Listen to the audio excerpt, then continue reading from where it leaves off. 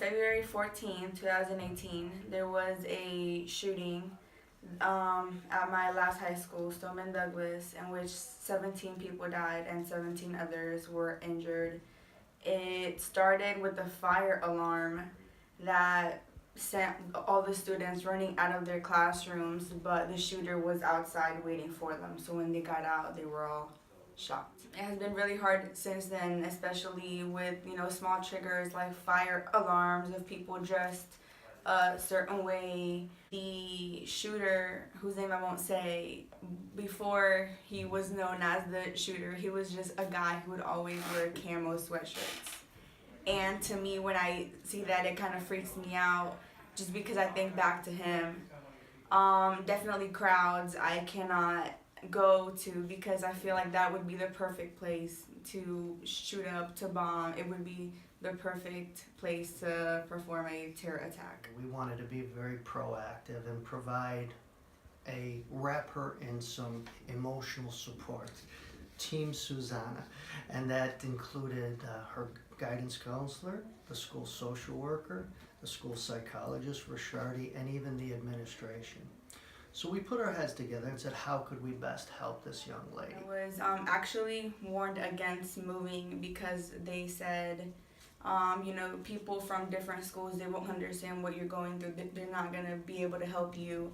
But Sickles definitely challenged what they said because they've been a lot of help, whether it's accommodating me when there's fire alarms or lockdown drills, or when there's pep rallies and I can't go in the crowd. They've been very helpful. They've been there for me. They've been able to talk to me and calm me down. The administration was kind enough to give me and the counselor a heads up so that if we knew we had a fire alarm in 2 days, we could make arrangements to either have her come with us personally a little further away from the other kids, because kids streaming out of the building with the alarms blaring is really kind of traumatizing and reopens the wound. I tried to use the wound metaphor at times, and that's something that I borrowed from our grief counseling on the crisis team. And the wound metaphor has 4 major components.